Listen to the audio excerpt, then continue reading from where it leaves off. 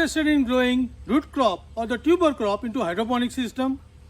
Then which type of hydroponic system is suitable to that crops? Also, how to start those crops into the hydroponic system? All that information is in this video. Hello friends, welcome again to my channel Organic and Hydroponic Urban Grow Pro. Friends, in this video, we are going to discuss all detail about growing a root crop or the tuber crop into the hydroponic system, different system we can use, and what are the distance we should manage, and what is the size of the grow bed or the grow bags we should select. All that information we are going to share in this video. So for getting all the information in detail, please stay connected to the video till the end. Let's start this video. Friends, normally the hydroponic systems are good for the leafy crop. Any DFT or NFT is best for the leafy crop.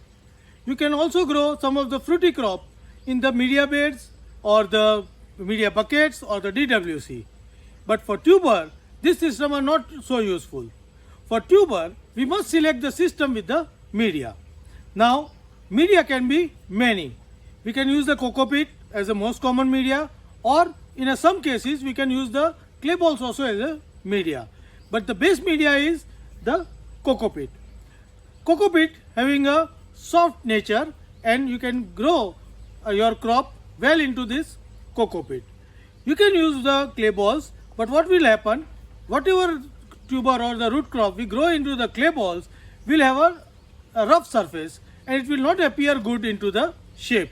So to get the good shape and the good quality, we must use any soft media like coco peat. We can add perlite and vermiculite into coco peat to improve its water drain quality, and that will ensure the good healthy growth of the tuber or the root into the media. So that is about the media. Now what we can grow? We can grow carrot, turnips, then we can grow the radishes, long radishes, all that we can grow. Now based on this the size of the crop, we must select the depth of the tray. Like for radish and turnip, we can select the tray which is 4 to 5 inch up to 6 inches in the depth, which is good enough for the growing it. But if you are interested in growing the radish, the white radish long one, or the carrot, we must select the tray at least 8 inch to 10 inch in the depth. So here we have 6 inch tray, and here we have 8 inch tray. So this tray is good for radish, beet, turnip, and the backside tray or the depth wise tray is good for the carrot and long radishes. So this is about the selection of the tray. Now talking about the distance. Now tuber crops require only the space to grow the tuber into the soil. So for radishes or the turnip or the beet, we can maintain the distance around 4 to 5 inch between the row, and plant to plant distance we can maintain 1.5 to 2 inch. For that, what we can do, we can open a small trenches at a 4 inch 5 inch distance, put the seed into this. If we can manage 1.5 to 2 inch distance for the seed, it is good. If we cannot manage, we can sow the seed. After that, the germination, we can remove the excess seed and give the enough space for growing the each tuber to grow enough. So this is about the distance.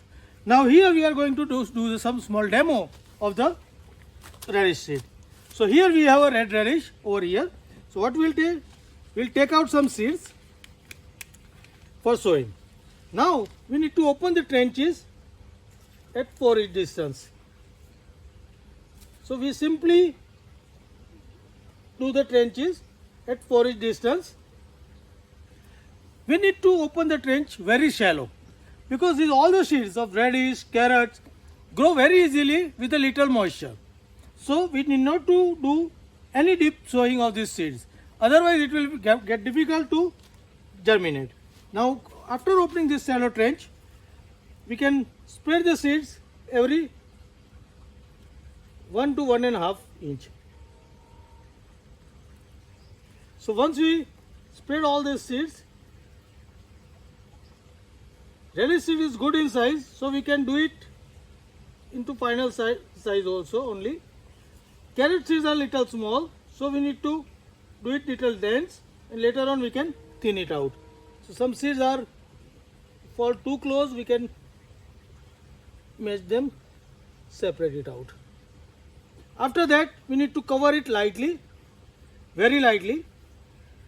And for a good germination, we can sprinkle the water with the shower lightly on this.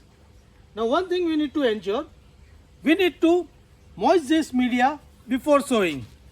After that, we will do only one watering for the good germination. And after that, we are not going to give any water for another 15-20 days. This will create a condition for the early tuber setting into the plant. So this will give the early yield. Also, the more water will give, more the leaf growth will be there. We want the tuber or the root. So we'll give the water restrictively to this crop. Now talking about the fertilizer. Now here, this tuber crop doesn't require more of nitrogen. We require more of potash and little more of the phosphorus. What we'll do, in a general formula, we increase the potash and the phosphorus around 20 to 25%, and that will good enough for this tuber crop. So we'll manage the formula with a little high potash and phosphorus and give water just required for the keeping the media moist.